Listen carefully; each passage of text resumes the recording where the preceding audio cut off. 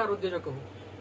वय, लिंग, जात, धर्म, भौगोलिक ठिकाण या कुठल्याही गोष्टीचा अडसर न ठेवता, कुठल्याही गोष्टीची अडचण न मानता महाराष्ट्राला आणि पर्यायाने संबंध भारत देशाला व्यावसायिक क्षेत्रात सर्वोत्कृष्ट बनवण्यासाठी जी आपण एक व्यावसायिक चळवळ चालू केली आहे, या चळवळीतीलच बाराखडी स्टार्टअपची या युट्यूब सिरीजचा आजचा हा 5वा भाग. मी Vijay Pawar, founder director the service cafe property care solutions Pune. आम्ही क्लिनिंग करतो, आम्ही साफसफाई करतो, आम्ही सोफा क्लिनिंग करतो. दूरपर्यंत पुणे आणि पिंपरी चिंचवडमध्ये जेव्हा जिथे कुठे फ्लॅट खराब होतात, सोफे खराब होतात, ऑफिसेस खराब होतात, तेव्हा पुणेकर आमची आनंदाने आठवण करतात आणि हक्काने कॉल करतात. दुसरं, उद्योग मित्र. उद्योग मित्र हे एक व्यावसायिक असं दुवा आहे जे तुम्हाला शॉपॅक्ट पासून ते वेबसाईट पर्यंत, लोगो पासून ते सीएससीएस सर्व्हिसेस पर्यंत सर्व सेवा एकाच ठिकाणी अंडर वन रूफ प्रोव्हाइड करतात. मित्रांनो, मागच्या 2 महिन्यापासून आपण ज्या ठिकाणी भेटतोय, बोलतोय, व्यावसायिक गोष्टीबाबत चर्चा करतोय, ते ठिकाण म्हणजे हे आपलं पुस्तक विश्व. धावणकर कॉलनी कोथरूड येथे 50,000 पेक्षा जास्त वेगवेगळ्या विषयावरील वेगवेगळ्या लेखकांच्या पुस्तकांचा जो महामेळा लागलेला आहे, या महामेळ्याचं ठिकाण म्हणजेच पुस्तकाचा लँडमार्क पुस्तक विश्व. या पुस्तक विश्वमध्ये तुम्हाला सामाजिक, सांस्कृतिक, राजकीय, कथा, कादंबऱ्या या सर्व पुस्तकं एका वन क्लिक वरती, एका वन नोट वरती आणि पुण्यामधील सर्वोत्कृष्ट किमतीमध्ये तुम्हाला घर बसल्या मिळतील. तर तुम्ही संपर्क करा पुस्तक विश्वला. आपण नेमकं भेटतोय कशासाठी, आपण करतोय काय, ही व्यावसायिक चळवळ नेमकी आहे कशी आणि आतापर्यंतच्या एकूण प्रवासामध्ये आपण पाहिलं काय, या सर्व गोष्टीचा जर विचार केला तर मागील 1-2 महिन्यापासून आपण ही जी व्यावसायिक चळवळ आहे किंवा ही जी युट्यूब सिरीज आहे ही सुरुवात केलेली आहे. आणि या सिरीजमध्ये, या चळवळीमध्ये आपण व्यवसाय नेमका करायचा कसा, व्यवसाय म्हणजे काय, उद्योग म्हणजे काय, स्टार्टअप म्हणजे काय, पारंपरिक व्यवसाय आणि स्टार्टअप यातील फरक कुठला, व्यवसाय उभारणीतले टप्पे कुठले, स्टार्टअपसाठी महत्वाचे मुद्दे कुठले, व्यवसाय कसा निवडावा, त्यानंतर उद्योजकीय मानसिकता नेमकी कशी जपली जावी, या सर्व गोष्टीबाबत आपण सखोल अशी चर्चा केलेली आहे. बरं, आता आपण ही चर्चा केली, तुम्ही मागचे सर्व एपिसोड बघितले, हे तुम्ही मला मेल मधून, तुमच्या कमेंट सेक्शन मधून आणि पर्सनली कॉन्टॅक्ट करून देखील कळवलं आहे. पण नेमकी तुम्हाला अडचण कुठे येते? खूप साऱ्या म्हणजे आपल्या उद्योजक मित्रांनी सांगितलं की सर, आम्ही व्यावसायिक कन्सेप्ट निवडली, आम्हाला म्हणजे व्यावसायिक मानसिकता समजली, पण आमचं अडतं घोडं कुठं, सगळ्यात महत्वाचा प्रश्न जो आहे तो नेमका कुठला? तर मित्रांनो, लक्षात घ्या, व्यवसाय छोटा असू द्या किंवा मोठा असू द्या, व्यवसाय तुमचा सर्व्हिस सेक्टर मधील असू द्या किंवा एखादा मॅन्युफॅक्चरिंग प्लांट असू द्या, तुमचा व्यवसाय सुरुवातीच्या टप्प्यात असू द्या किंवा तुमचा व्यवसाय 50 वर्षापेक्षा जास्त कालावधीचा असू द्या, सगळ्यात महत्वाचा आणि ज्वलंत प्रश्न, पोटात गोळा आणणारा प्रश्न म्हणजे भांडवल, पैसा.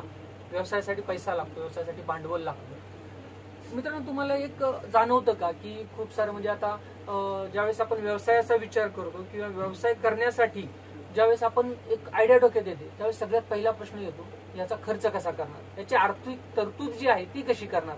आणि व्यवसाय सुरुवात करण्यासाठी, व्यवसाय रुजवण्यासाठी जो काही खर्च करावा लागतो, त्यासाठी केली जाणारी आर्थिक तरतूद जी आहे, ही आर्थिक तरतूद म्हणजेच आपलं व्यावसायिक असं भांडवल.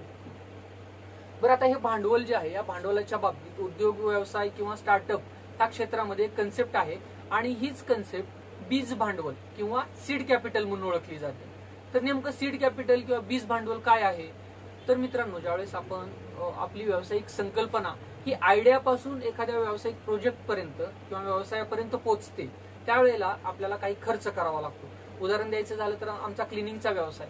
आमच्या क्लिनिंगच्या व्यवसायामध्ये सगळ्यात पहिली गोष्ट जर मला व्यवसाय सुरुवात करताना लागणार असेल तर ती आहे व्हॅक्यूम मशीन, केमिकल्स लागतील, मटेरियल लागेल.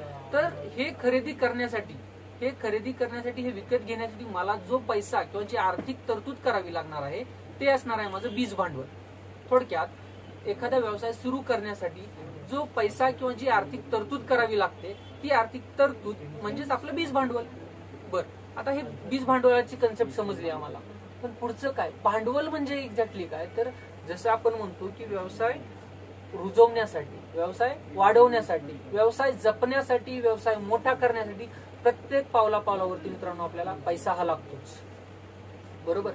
तर हा पैसा नेमका उभा कसा करायचा? बरं, हे पैसा जो आहे, ज्याला आपण भांडवल म्हणतो, ह्या भांडवलात नेमकं येतं काय? तर मित्रांनो, भांडवलाचे जे आहेत ते 2 प्रकार पडतात. एक आहे स्थिर भांडवल आणि दुसरं आहे खेळतं भांडवल. तर स्थिर भांडवलामध्ये तुमच्या उद्योग व्यवसायासाठी लागणारी जागा, आणि जी साधन सामुग्री आहे त्याचा समावेश होतो. म्हणजे जागा आणि साधन सामुग्री ह्याची जी अरेंजमेंट आपल्याला करावी लागते, यासाठीची जी तरतूद आपल्याला करावी लागते आणि त्यासाठी जो आर्थिक खर्च आपण करणार असतो, तर हे म्हणजे आपलं स्थिर भांडवल. मग खेळतं भांडवल कोणतं बुवा?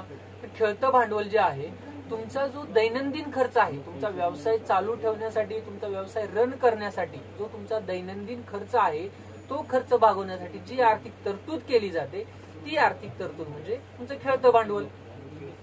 ज्यावेळेस आपण स्थिर भांडवल आणि खेळतं भांडवल ह्याचा एक आढावा घेतो, त्यावेळेस दोन्ही गोष्टी समप्रमाणात मोजल्या जातात. म्हणजेच एखाद्या व्यवसायासाठी स्थिर भांडवल देखील तेवढंच महत्वाचं आहे जेवढं की तुमचं खेळतं भांडवल. जर तुमचं स्थिर भांडवल तुमच्या हातामध्ये असेल तर आणि तरच तुम्ही तुमच्या व्यवसायाची एक रुजवात करू शकता, आणि रुजलेला व्यवसाय तेव्हाच वाढू शकतो जेव्हा तुमच्या हातामध्ये तुमचं खेळतं भांडवल आहे. बरोबर. आता पुढच्या गोष्टीचा जर विचार करायचा झाला, हे झालं भांडवल, खेळतं भांडवल, स्थिर भांडवल. पण हे नेमकं भांडवल मी उभा कसं करणार? कारण आज आपल्या महाराष्ट्रातील व्यावसायिकांचा किंवा तरुणांचा जर एक अंदाज आपण घेतला तर एक या सगळ्यांमध्ये कुठेतरी न्यूनगंड आहे. मला व्यवसाय तर करायचा आहे पण माझ्याकडे भांडवल नाही, माझ्याकडे पैसा नाही, आणि पैसा नसल्यामुळे मी भांडवल किंवा भांडवल नसल्यामुळे मी व्यवसाय करत नाही, हे त्यांच्या मनामध्ये कुठेतरी रुजलेलं आहे. मग या गोष्टीचं उत्तर काय?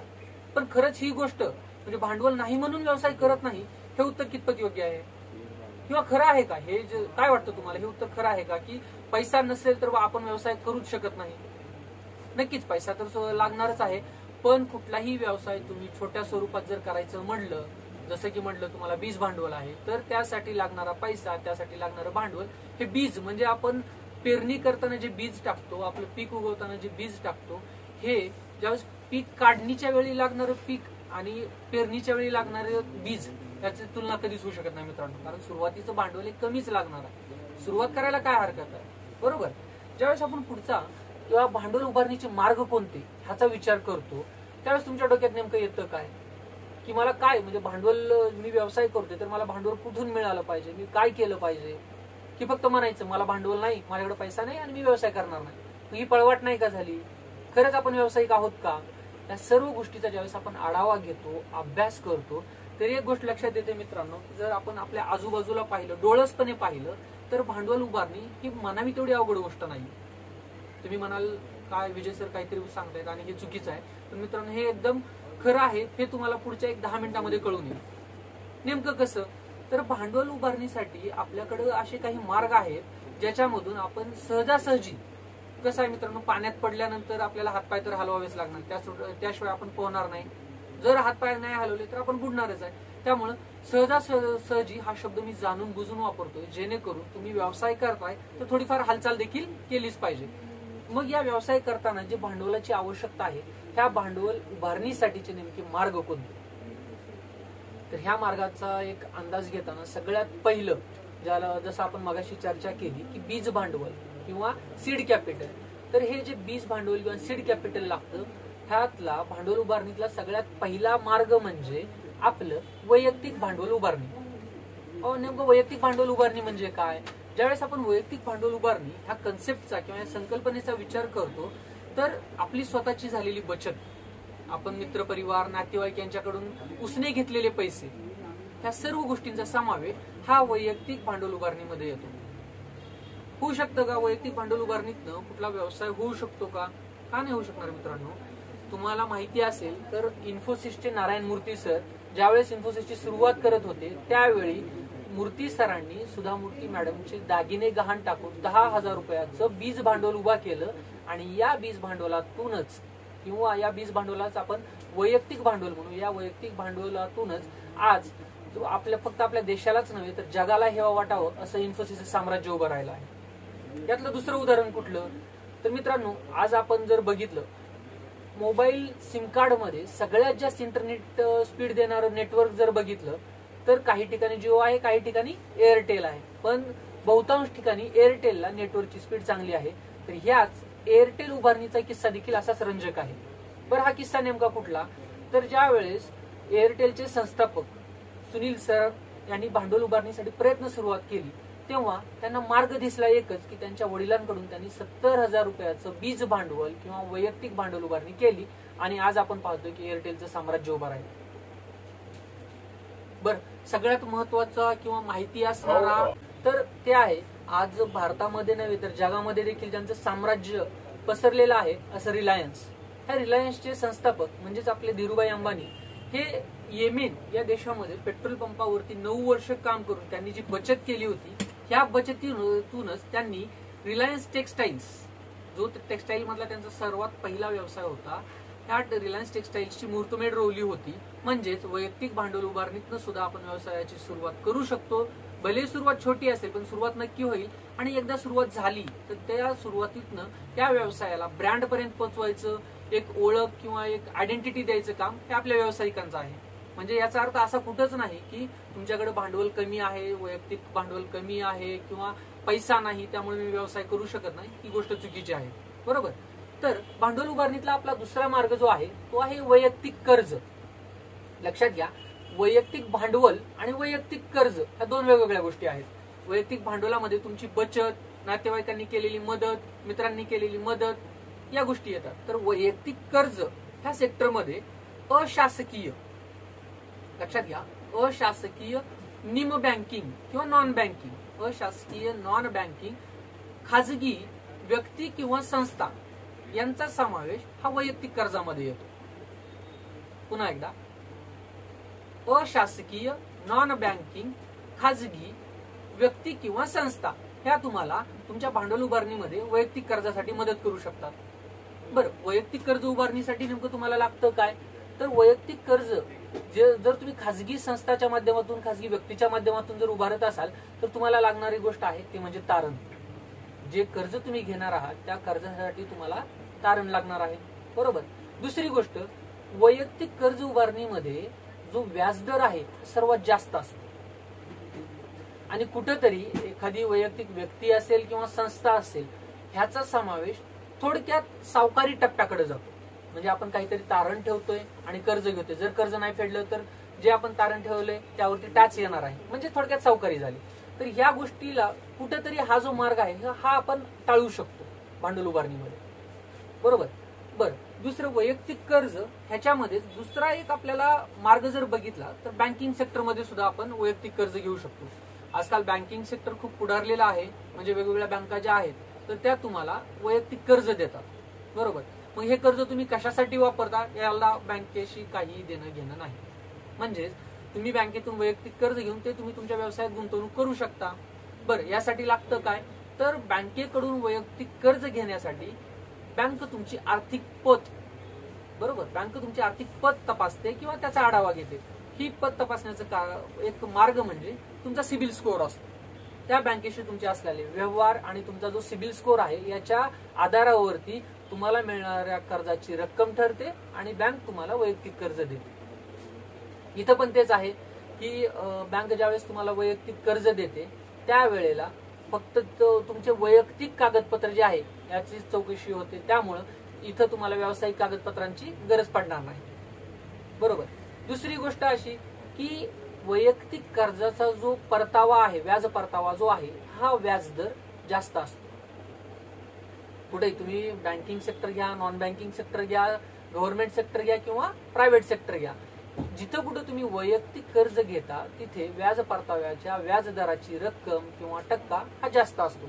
आजच्या घडीला जर बघायचं झालं तर 12 ते 13.5% पर्यंत, 12 ते 13.5% व्याजदर हा पर्सनल लोनला लावला जातो.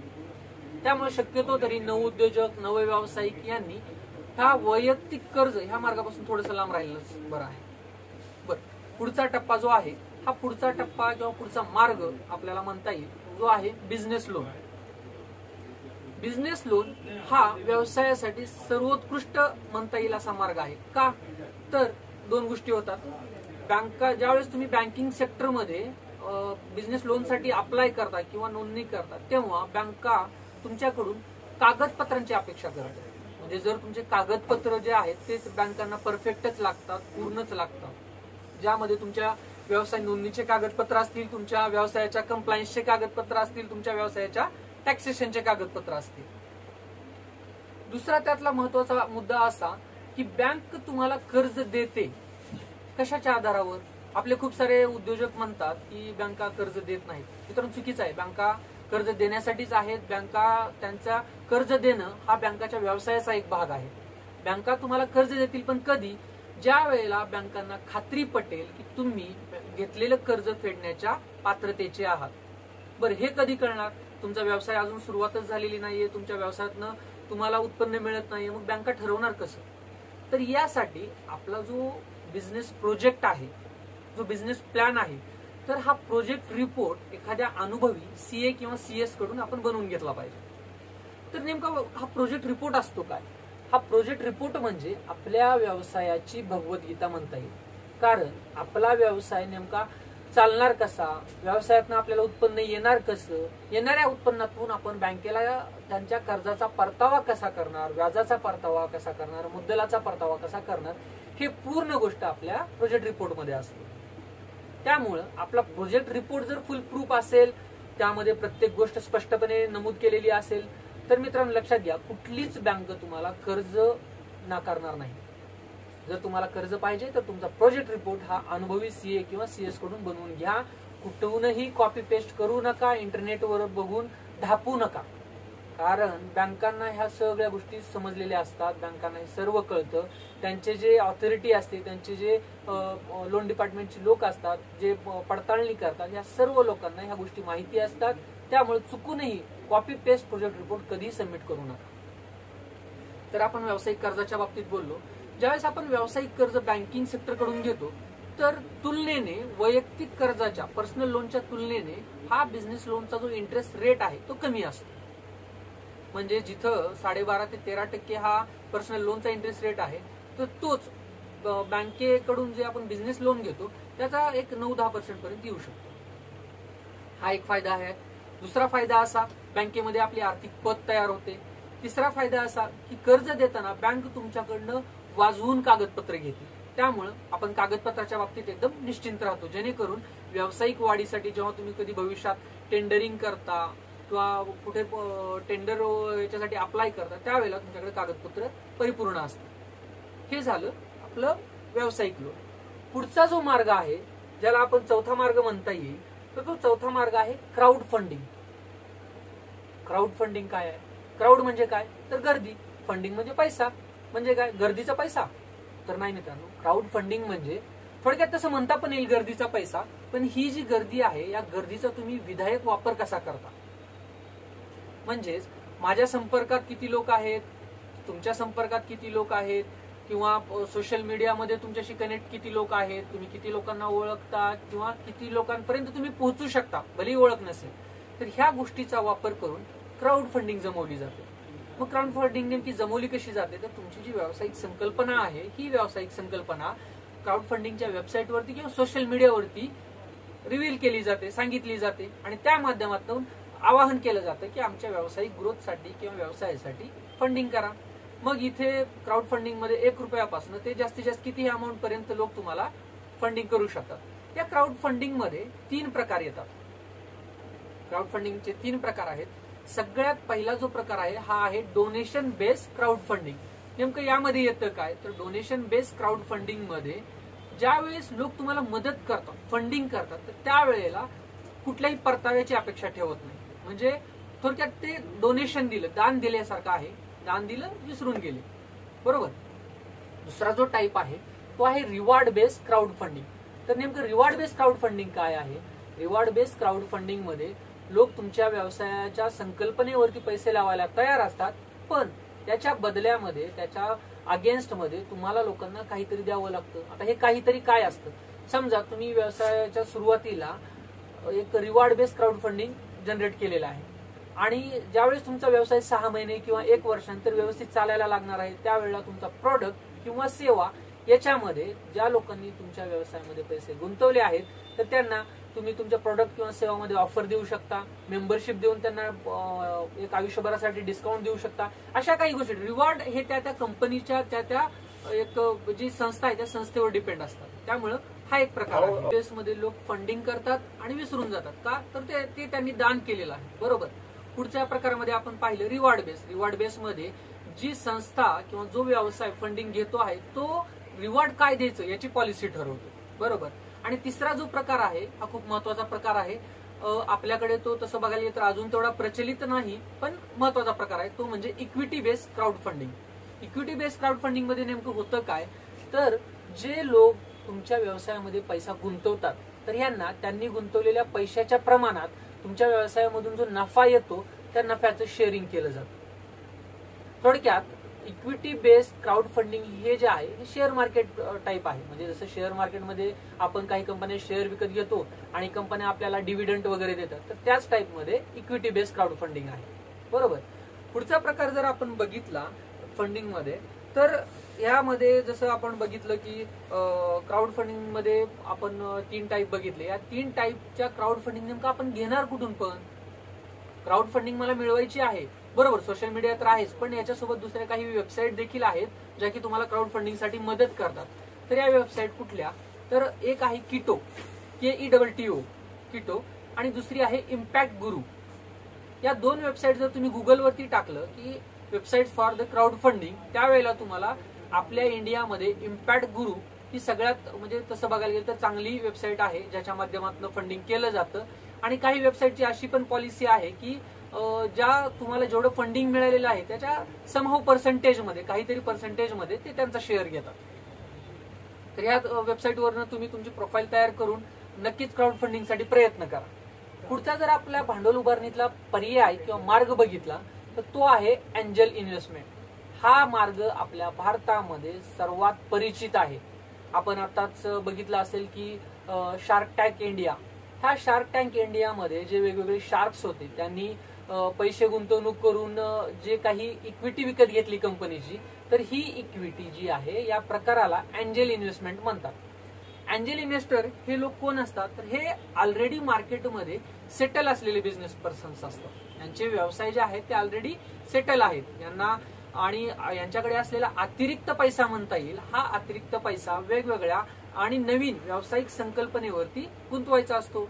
बरं, ह्या व्यावसायिक संकल्पनेवरती पैसा गुंतवताना हे बघतात काय, तर तुमची व्यावसायिक संकल्पना फुल प्रूफ आहे का? फुल प्रूफ म्हणजे काय, तर गुंतवलेले पैशाचे रिटर्न्स मिळतील का, व्यावसायिक संकल्पनेमध्ये तेवढा दम आहे का, बरोबर. तर ह्या गोष्टीचा विचार करून हे एंजल इन्व्हेस्टर तुमच्या व्यवसायामध्ये पैसे गुंतवतात. एंजल इन्व्हेस्टर पैसे गुंतवताना फक्त पैसेच गुंतवत नाहीत, तर ते त्यांचा अनुभव, मार्केटमधील त्यांचं ज्ञान, त्यांचं बिझनेस नेटवर्क, त्यांचे सल्ले, त्यांचं मार्गदर्शन हे आपल्या व्यवसायामध्ये गुंतवतात. विषय फक्त असा आहे की एंजल इन्व्हेस्टर्स जे आहेत ज्यावेळेस गुंतवणूक करतात, तर ती गुंतवणूक करताना ते तुमच्या कंपनीचा मालकी हक्क विकत घेतात. म्हणजे जसं आपण बघितलं शार्क टँक मध्ये बघितलंच असेल की एक 5% इक्विटीसाठी 5 लाखाची इन्व्हेस्टमेंट, 10 लाखाची इन्व्हेस्टमेंट, हे नेमकं काय आहे तर याबद्दल आपण एक सेपरेट व्हिडिओ घेणार आहोत. केस स्टडी ऑन शार्क टँक, म्हणजे शार्क टँकची केस स्टडी जी आहे ती आपण नेक्स्ट व्हिडिओमध्ये बघणार आहोत. आणि त्या व्हिडिओमध्ये ही जी संकल्पना आहे म्हणजे की कंपनी व्हॅल्युएशन कसं काढायचं, तर ते कंपनी व्हॅल्युएशन कसं काढायचं आणि त्याची इक्विटी नेमकी कशी मोजली जाते हे आपण त्यामध्ये बघूया. तर आता या संकल्पनेमध्ये एंजल इन्व्हेस्टमेंटमध्ये एवढंच बघूया की एंजल इन्व्हेस्टर हे एखादी खासगी व्यक्ती असू शकते, इंडिव्हिज्युअल व्यक्ती असू शकते, जी की तुमच्या व्यवसायामध्ये गुंतवणूक करते विथ तुमच्या कंपनीच्या मालकी हक्कासह. म्हणजे जर ते ज्या प्रमाणात गुंतवणूक करतील त्या प्रमाणात ते मालकी हक्क अपेक्षित धरतात. यामध्ये एंजल इन्व्हेस्टर हे तुमच्यावरती थोडक्यात जुगार खेळतात. म्हणजे कसं, आज आपण आपल्या भारताचं जर बघितलं तर 2014 ते 2021 या कार्यकाळामध्ये जेवढ्या लोकांना एंजल इन्व्हेस्टमेंट मिळाली आहे, ह्या एंजल इन्व्हेस्टमेंट मिळालेल्या कंपनीपैकी स्टार्टअप पैकी 90% स्टार्टअप फेल गेलेले आहेत. लक्षात घ्या मित्रांनो. याचं कारण काय, तर जो एंजल इन्व्हेस्टमेंट मधून आलेला पैसा आहे तो योग्य ठिकाणी आणि योग्य गोष्टीवरती खर्च न करणे. म्हणजे हे आपल्याकडची एक मेंटॅलिटी म्हणता येईल की आपल्यालाही माहिती, आपण आपल्या वडिलांनी जर आपल्याला 10 रुपये कुठे एखाद्या गोष्टीसाठी खर्च करायला दिले असतील तर त्या गोष्टीवरती 7 रुपये खर्च करून उरलेले पैसे आपण बचत म्हणून न ठेवता आपण इतरत्र खर्च करून टाकतो. हाच विषय आहे. हे 90% स्टार्टअप फेल होण्यामागे कारण हेच आहे. तर आता ही जी एंजल इन्व्हेस्टमेंटची कन्सेप्ट तुम्हाला समजली असेल, मग असे कुठले एंजल इन्व्हेस्टमेंट आहे, तर आता शार्क टँक मध्ये जेवढ्या पण काही इन्व्हेस्टमेंट झाल्या ह्या सगळ्या एंजल इन्व्हेस्टमेंटच होत्या. तसेच आपल्या भारतातले आयडॉल, उद्योग क्षेत्रातले गुरु ज्यांना आपण म्हणू, असे रतन टाटा सर यांनी जवळपास 30 कंपन्यांमध्ये एंजल इन्व्हेस्टमेंट केलेली आहे. काय म्हणतात 30 कंपन्यामध्ये. ह्या कंपन्या कुठल्या, तर वेल नोन तुम्हाला माहिती असणार पेटीएम आहे, स्नॅपडील आहे, झिवामी आहे, अर्बन कंपनी आहे. ह्या सगळ्या कंपन्यामध्ये, तसेच कल्ट फिट, या सर्व कंपन्यामध्ये रतन टाटा सरांची इन्व्हेस्टमेंट आहे, जी की अँजल इन्व्हेस्टमेंट आहे. तर लक्षात घ्या मित्रांनो, अँजल इन्व्हेस्टमेंट म्हणजे साधा सोपा सरळ कन्सेप्ट आहे. एखादी व्यक्ती असे ज्याच्याकडे ऑलरेडी भरपूर पैसा आहे, तो व्यक्ती एखाद्या चांगल्या व्यावसायिक संकल्पनेवरती त्याच्याकडे असणारा पैसा गुंतवणूक करतो आणि त्याच्या बदल्यामध्ये तुमच्या कंपनीचा मालकी हक्क विकत घेतो. बरं, आता मला हे अँजल इन्व्हेस्टर मी नेमकं शोधणार कुठं, तर प्रत्येक अँजल इन्व्हेस्टर हा त्याच्या सिटीमध्ये किंवा तो जिथं कुठं गुंतवणूक करू शकतो तिथं असतो. मग यासाठी सिटी वाईज अँजल इन्व्हेस्टरचे ग्रुप आहेत, आपण गुगलवरती सर्च करू शकतो. For example Pune angel investor, Mumbai angel investor, बरोबर, किंवा चेन्नई किंवा बँगलोर. आणि यासाठी आपल्याला नोंद जर करायची असेल, अँजल इन्व्हेस्टर मध्ये जर नोंद करायची असेल, तर ही नोंद आपल्याला जे सिटी वाईज ग्रुप आहेत तिथे तर आपण करूच शकतो. तसेच इंडियन अँजल नेटवर्क या संस्थेमध्ये आपण नोंद करू शकतो. तुम्ही या इंडियन अँजल नेटवर्कची माहिती गुगलवरने मिळवू शकता आणि तिथे तुम्ही तुमची नोंद करून अँजल इन्व्हेस्टमेंटसाठी प्रयत्न करू शकता. आणि या अँजल इन्व्हेस्टमेंटमध्ये जे इन्व्हेस्टर आहेत हे तुमच्या व्यवसायामध्ये जवळपास 5 करोड पर्यंतची इन्व्हेस्टमेंट करू शकतात. म्हणजे मिनिमम तर आपण काही हे नाही, बट मॅक्झिमम 5 करोड पर्यंतची इन्व्हेस्टमेंट ही अँजल इन्व्हेस्टमेंट मधून आपल्याला मिळू शकते. ठीक आहे. तर पुढचा जो मार्ग आहे भांडवल उभारणीतला, व्यवसायासाठी भांडवल उभारणीतला पुढचा जो मार्ग आहे तो आहे व्हेंचर कॅपिटलिस्ट. शब्द जड आहे, थोडासा अवघड वाटतोय, पण अर्थ खूप साधा आणि सोपा आहे. व्हेंचर कॅपिटलिस्ट म्हणजे काय? व्हेंचर कॅपिटलिस्ट हे देखील अँजल इन्व्हेस्टर प्रमाणेच गुंतवणूक करतात. फरक फक्त एवढा आहे, अँजल इन्व्हेस्टर हे एखादी वैयक्तिक व्यक्ती असते, तर व्हेंचर कॅपिटलिस्ट ही संस्था असते, कंपनी असते. म्हणजेच दुसरा यातला फरक काय आहे की अँजल इन्व्हेस्टर हा स्वतःकडील पैसा तुमच्या कंपनीमध्ये गुंतवतो, पण व्हेंचर कॅपिटलिस्ट हा गुंतवणुकीसाठी आलेला पैसा तुमच्यामध्ये गुंतवतो. उदाहरण द्यायचं झालं तर तुम्ही म्युच्युअल फंड मध्ये पैसा गुंतवता, बरोबर. ज्यावेळेस तुम्ही एखाद्या कंपनीचे म्युच्युअल फंड मध्ये पैसा गुंतवता, तर ती कंपनी, उदाहरण घ्या एसबीआयचा म्युच्युअल फंड आहे, एसबीआय मध्ये तुम्ही पैसे गुंतवले, तर एसबीआयची म्युच्युअल फंड अथॉरिटी तुमचा पैसा इतरत्र गुंतवते, जेणेकरून तुम्हाला परतावा मिळतो. तर सेम व्हेंचर कॅपिटलिस्ट त्यांना आलेली गुंतवणूक जी आहे ती गुंतवणूक कोणाकडनं येते, तर त्यांच्या पार्टनर्स कडनं. हे पार्टनर्स कोण असतात, तर जे त्यांच्याकडे पैसे गुंतवतात, बरोबर. लिमिटेड पार्टनर्स हा शब्द वापरला जातो. हे लिमिटेड पार्टनर्स व्हेंचर कॅपिटलिस्ट कंपन्यामध्ये त्यांचा पैसा गुंतवतात आणि त्या व्हेंचर कॅपिटलिस्ट कंपन्या हे वेगवेगळ्या स्टार्टअप किंवा व्यावसायिक संकल्पनेमध्ये तो त्यांचा पैसा गुंतवतात. आले लक्षात? आणि हा जो व्हेंचर कॅपिटलिस्ट हा जो ग्रुप आहे किंवा ही जी संस्था आहे ही तुम्हाला शक्यतो कुठल्याही प्रकारच्या मार्गदर्शनासाठी उपलब्ध नसते, कारण ही कंपनी आहे, ही कंपनी तुमच्याकडे फक्त गुंतवणूक करते, बाकी जस्ट आम्हाला प्रॉफिट द्या किंवा आमची रिटर्न ऑफ इन्व्हेस्टमेंट द्या, बरोबर. तर दुसरा फरक म्हणजे व्हेंचर कॅपिटलिस्ट हे तुमच्या व्यवसायाच्या प्रगतीशी किंवा डेव्हलपमेंटशी निगडीत नाही. जसं की अँजल इन्व्हेस्टर हे बांधील असतात म्हणण्यापेक्षा ते तुम्हाला मदत करतात, पण इथं आपण अपेक्षा ठेवू शकत नाही, हा त्यांचा चॉईस आहे.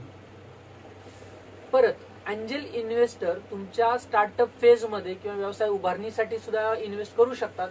Venture capitalist early phase startup मध्ये कधीच गुंतवणूक करत नाहीत, कारण यांची इन्व्हेस्टमेंट ही मोठ्या स्वरूपातली असते. त्यामुळे शक्यतो व्हेंचर कॅपिटलिस्ट हे ऑलरेडी सेटअप बिझनेस मध्ये गुंतवणूक करतात. हे आपण जे काही मार्ग बघतोय हे लक्षात येतच असतील तुमच्या. खूप साध्या सोप्या आणि सहज भाषेमध्ये तुम्हाला सांगण्याचा प्रयत्न करतो आहे. तर आता व्हेंचर कॅपिटलिस्ट मी शोधणार कसं, बरोबर. तर व्हेंचर कॅपिटलिस्ट शोधण्यासाठी व्हेंचर इंटेलिजन्स ही संस्था काम करते. तुम्ही गुगलवरती व्हेंचर इंटेलिजन्स ही संस्था सर्च करा, ते तुम्हाला मदत करते. मग हे व्हेंचर कॅपिटलिस्ट असे कोणते आहेत, तर ICICI venture capital fund, Mumbai capital fund, हे असे काही फंड्स आहेत. आणि व्हेंचर कॅपिटलिस्ट फंड मिळवण्यासाठी प्रत्येक सिटी वाईज देखील ग्रुप आहेत, पण सिटी वाईज ग्रुप पेक्षा सुद्धा तुम्ही गुगलवरती जर सर्च केलं व्हेंचर कॅपिटलिस्ट, तिथे लिस्ट येते, त्यामध्ये तुम्ही तुमची नोंदणी करू शकता आणि फंड मिळवू शकता. हा एक मार्ग झाला. आता पुढचा जो मार्ग आहे हा मार्ग आपल्याला माहिती असणारा मार्ग आहे, जो की सरकारी योजना आणि अनुदान, बरोबर. जसं तुम्हाला माहिती आहे स्टार्टअप इंडिया फंड आहे किंवा मुद्रा लोन आहे, बरोबर. ह्या ज्या योजना आहेत अशा भरपूर साऱ्या सेक्टर वाईज प्रत्येक क्षेत्राशी निगडीत व्यवसायाला मदत करणारे खूप सारे सरकारी फंड आहेत जे की आपल्याला मिळू शकतात. पण हे आता खूप सारे काय होतं मित्रांनो की खूप साऱ्या उद्योजकांची भेट होते, नवउद्योजकांची चर्चा होते. तर हे उद्योजक म्हणतात की आम्हाला फंड मिळत नाही. तर या मागचं कारण हे एकमेव असं आहे की आपण आपला जो प्रोजेक्ट रिपोर्ट आहे हा प्रोजेक्ट रिपोर्ट व्यवस्थित बनवत नाही. तुम्ही जर प्रोजेक्ट रिपोर्ट व्यवस्थित बनवला तर खूप साऱ्या सरकारी योजना आणि अनुदान आहे जे की तुम्हाला तुमच्या व्यवसायासाठी मिळू शकतं. मग यामध्ये मुद्रा लोन आहे, यामध्ये अण्णासाहेब पाटील आर्थिक विकास महामंडळ आहे, यामध्ये अण्णाभाऊ साठे आर्थिक विकास महामंडळ आहे, यामध्ये तुम्हाला CMEGP जे की आपलं महाराष्ट्र राज्य सरकारच्या माध्यमातून फंड मिळतो किंवा प्रधानमंत्री योजनेच्या माध्यमातून फंड मिळतो, प्रधानमंत्री कार्यालयाच्या माध्यमातून PMEGP, असे खूप सारे फंड आहेत, असे खूप सारे अनुदान आहेत. हे मिळवण्यासाठी तुमचा प्रोजेक्ट रिपोर्ट महत्वाचा असतो. तो प्रोजेक्ट रिपोर्ट समोरच्या अधिकाऱ्याला तुम्हाला एक्सप्लेन करता आला पाहिजे, सांगता आला पाहिजे. बरोबर. दुसरा मुद्दा असा की ज्यावेळेस आपण ही सरकारी योजना आणि अनुदानाच्या बाबतीत विचार करतो आपण खूप उदासीन असतो, मिळत नाही. मित्रांनो एक लक्षात घ्या, तुम्हाला कुठलाही फंड मिळवायचा आहे, कुठली इन्व्हेस्टमेंट मिळवायची आहे किंवा भांडवल उभा करायचा आहे, व्यवसाय सुरुवात करण्याच्या 1 वर्ष आधीपासून तुम्ही या सर्व गोष्टींच्या तयारीला लागा. म्हणजे 1 वर्ष हा वेळ लागणार नाही, पण कदाचित वेळ लागू शकतो. आपण प्री प्लॅन केलेलं बरं. त्यामुळे जर 3 ते 4 महिन्याच्या कालावधीसाठी 1 वर्षाची जर तयारी असेल तर 100% आपण यश मिळवू शकतो. आता या बाबतीतलं उदाहरण आपल्या महाराष्ट्राच्या मातीत घडलेलं सांगायचं म्हणलं तर छत्रपती शिवाजी महाराजांचं आपल्याला सांगता येईल. महाराजांना माहिती होतं अफजल खान येणार आहे, महाराजांना माहिती होतं अफजल खान आल्यानंतर जनतेची लयलूट करणार आहे, जे जनतेला नागवणार आहे. महाराजांनी अफजल खान आल्यानंतर नेमकं त्याला तोंड कसं द्यायचं ह्याची तयारी 2 वर्ष आधीपासून केली होती. सांगायचा मुद्दा हाच आहे, आपण जर म्हणतोय आपल्या व्यवसायासाठी आपण निष्ठेनं काम करतोय तर 1 वर्ष आधीपासून तयारी करायला हरकत नाही. जसं म्हटलं तुम्हाला की CMEGP, PMEGP ह्या गोष्टी आहेत, तर यामध्ये आपला प्रोजेक्ट रिपोर्ट हा खूप महत्वाचा रोल निभावतो. तुमचा प्रोजेक्ट रिपोर्ट हा समोरच्या अधिकाऱ्याला जर तुम्ही पटवून दिला तर तो अधिकारी तुमच्यासाठी प्रयत्न करतो. आणि या सर्व सरकारी योजनांची माहिती तुम्हाला प्रत्येक जिल्ह्याच्या ठिकाणी जिल्हा उद्योग केंद्र असतं तर त्या जिल्हा उद्योग केंद्रामधून मिळते. बरोबर. आणि यासाठी तुम्ही प्रत्येक साधं आपल्या गुगलवरती तुम्ही जर टाकलं की सरकारी योजना किंवा government schemes for business loans, पूर्ण यादी येते, त्यासाठीची पात्रता येते. आपण करत नाही मित्रांनो, आपण आळस करतो आणि शेवटी म्हणतो माझ्याकडे पैसा नाही, मी व्यवसाय करणार नाही. आता एक जाता जाता तुम्हाला एक छोटीशी गोष्ट सांगतो. गोष्ट म्हणण्यापेक्षा एक माझा अनुभव आहे. सोशल मीडियावरती मी एक ओपिनियन पोल घेतला होता. ओपिनियन पोल कुठला होता तर उद्योग व्यवसाय उभारणीसाठी येणारी सगळ्यात मोठी अडचण कोणती, त्यासाठी 4 ऑप्शन दिले होते. पहिला ऑप्शन होता आर्थिक भांडवल उभारणीसाठीचं असलेलं अज्ञान. भांडवल उभारणीसाठीचं अज्ञान पहिला ऑप्शन होता. दुसरा ऑप्शन जो होता चांगल्या व्यावसायिक संकल्पनेची कमतरता. तिसरा ऑप्शन होता सामाजिक प्रतिष्ठेची भीती. आणि चौथा ऑप्शन होता आर्थिक असुरक्षितता आणि व्यावसायिक स्पर्धेची भीती. मित्रांनो एक जवळपास जर आपण अंदाज घेतला, मी तुम्हाला हे दाखवू पण शकतो की ह्या पोलमध्ये जवळपास 1.5 लाख ते 1,60,000 लोकांनी सहभाग घेतला होता. आणि यामध्ये सर्वात खेदाची बाब जर आपण म्हणलं 4ही पोलला समसमान मते आलेले आहेत, जवळपास समसमान. 2 जे पोल आहेत, 2 जे ऑप्शन आहेत, ह्या 2 ऑप्शनला टॉपची मतं मिळाली. कुठलं तर व्यावसायिक संकल्पनेची कमतरता आणि दुसरं भांडवल उभारणीच्या बाबतीतलं अज्ञान. हे नक्कीच म्हणजे डेली रुटीन मधले आपले प्रश्न आहेत. पण आजही आपल्या समाजामध्ये व्यवसाय करणाऱ्याला आपण हीन लेखतो. साधं उदाहरण जर बघायचं झालं तर जो व्यावसायिक आहे त्या व्यावसायिक तरुणाला लग्नासाठी मुलगी देताना देखील मुलीच्या घरचे विचार करतात. आज आपण जर त्यांच्यावरती विश्वास नाही ठेवला, व्यावसायिकांवरती विश्वास नाही ठेवला, व्यावसायिक रोजगार निर्माण नाही करू शकणार. व्यावसायिकांनी जर रोजगार निर्माण नाही केले तर समाज पुढे कसा जाणार, समाजामध्ये आर्थिक सुबत्ता कशी आणणार. त्यामुळे जी एक आर्थिक किंवा सामाजिक प्रतिष्ठेची जी भीती आहे ही भीती मनातून कुठेतरी समाजानेही काढली पाहिजे, तरच व्यावसायिक पुढे जाईल. जसं म्हटलं की चौथा ऑप्शन जो होता तो होता व्यावसायिक स्पर्धा आणि आर्थिक असुरक्षिततेची भीती. मित्रांनो, व्यवसाय करतोय, स्पर्धा येणारच आहे आणि हे जग स्पर्धेचं आहे. प्रत्येक ठिकाणी स्पर्धा आहे. महाराजांनी स्वराज्य उभं केलं त्यावेळेस 5 शाह्या होत्या. 5 शाह्या आणि बाहेरचे जे आलेले होते इंग्रज, डच, फ्रेंच, पोर्तुगीज, हे तर वेगळेच. तरी महाराजांनी तेवढ्या सगळ्यांच्या मुंडीवरती पाय देऊन स्वराज्य उभा केलं, इथल्या जनतेला स्वातंत्र्य बहाल केलं. जर तुम्हाला तुमचं व्यावसायिक स्वातंत्र्य मिळवायचं असेल, तुमचं वैयक्तिक स्वातंत्र्य मिळवायचं असेल, तर तुम्हाला या भीतीवर देखील मात केलीच पाहिजे. धन्यवाद मित्रांनो, रजा घेतो. पुढच्या व्हिडिओमध्ये आपण एक चर्चा करूया. खूप महत्वाचा विषय आहे शार्क टँक इंडिया, याची आपण केस स्टडी अभ्यासणार आहोत आणि या केस स्टडीमध्ये जो शार्क टँक इंडियाचा सीझन 2 येणार आहे त्याबद्दल देखील तुम्हाला माहिती दिली जाईल. धन्यवाद.